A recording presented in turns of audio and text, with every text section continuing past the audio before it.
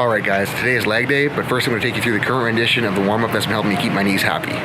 So first thing I'm going to do is make sure the knee joint itself is warm and moving well. What am I going to do that? Some banded TKEs. Focus behind this is getting a strong contraction through the VMO, making sure my knee is locking out all the way into terminal knee extension, and just kind of going through the motion, getting some blood in the muscle, making sure the joint is nice and lubed up feeling, making sure there isn't any creaks, making sure there isn't really any pain before I move on further. This is basically the first step to make sure I'm really prepared to get into the rest of the warm-up. Next thing on the list, torso stability. If my hips and torso aren't stable, if I'm not able to brace properly, I'm not going to be able to use my hips or knees properly, and stuff's going to start getting shifty and stuff's going to start hurting. So today, what I'm going to do for that, I'm going to start with some McGill sit-ups. What I'm looking for in the McGill sit-ups is really getting deep into my diaphragm and really bracing the abs hard out against it as I'm doing the McGill sit-up. Next, I'm doing some plank bird dogs. Now, the reason I'm doing a plank bird dog versus a normal bird dog is right now my patella is still a little bit sensitive. If I'm doing a normal bird dog and kneeling on that knee, it tends to get a little bit flared up, and I don't want to have any extra pain that I don't need, so doing the plank bird dog. Added benefit of that is it's a hell of a lot harder than a normal bird dog and forces me to work a lot harder. Next on the docket after that, I'm going to get into some single leg Romanian deadlifts. Now, the reason behind the single leg RDLs is A, it's helping me get my hips warm, and B, it's forcing me to control hip flexion, hip extension while being braced. Next on the list is a Peterson step up. It'll tie in hip extension and terminal knee extension together, and with that, it'll get the glute and VMO working as a coherent unit. So the second last thing I'm going to be doing, I don't really know what to call this. I got this from Dr. Chris Anderson in Cairo in Calgary. Kind of the whole idea here is controlling my quads lengthening under load. So I'm going to be in a kneeling position, basically kind of sitting back and letting myself fall back, and then returning to the top, sitting back, letting myself fall back. The focus of having the eccentric being as slow and controlled as possible. Now, the reason I'm doing this is Dr. Anderson suspected that part of the issue with my knee is that my brain just wanted to put the brakes on the quad to protect it. Now I'm trying to retrain my brain to allow my quad to lengthen under load, under control. Not just slam the brakes, but kind of ease them on, come to a nice controlled stop.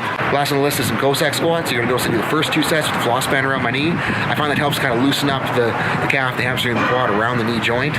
And by the third set, when I pull the floss bands off, things are always feeling like they're moving awesome. The Cossack squat is a great movement. It's a hip opener. It helps stretch the ankle out, and it kind of helps groove the squat motion. Alright guys, so that's enough warming up. Time to get to the workout. Hopefully you guys enjoy. Always start each leg workout with some hamstring curls. It's been a continuation of the warm-up. Trying to get some blood in the hamstrings, get the knees moving a little better. An extra hamstring volume never hurt anyone. Next on the list is some hack squats on this beauty of a legend machine. Not sure what it is about it or about the angles, but it is one of the most humbling hack squats I've ever used. Got a light knee wrap on for the work sets. A little bit of an insurance policy on the knees, but really more of a mental band-aid than anything. Just kind of giving me the confidence to really control that bottom end, really control that eccentric, and then get a good pop out of the concentric. Feeling pretty good so far on these today. Got some banded leg press now. We have the light bands tucked up underneath the legend leg press. Goal here is just to keep constant tension on those quads and blow the shit out of that VMO. Doing some high reps here, so really gonna get after it.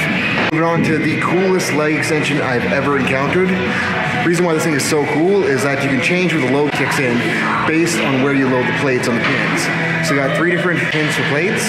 So one is gonna load the bottom end more, one is gonna load the mid-range more, one is gonna load the top end more.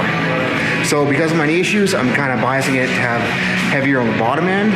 That way I can kind of hold and get a strong contraction at the top without overtaxing where I'm the weakest in the range.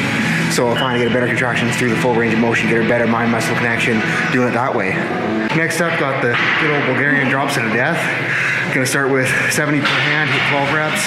Drop it down to 70 with one hand, another 12. And then I'll drop it down to body weight and go for another 12 reps. So I'm gonna dig in here, try to make John Meadows proud. Since we don't have a good real bad machine, gonna sub in some Duffin style Ukrainian deadlifts in for the hip work. I got a really good glute contraction on these, so they should do the trick. Gonna get back on the lying leg curl, a little heavier this time.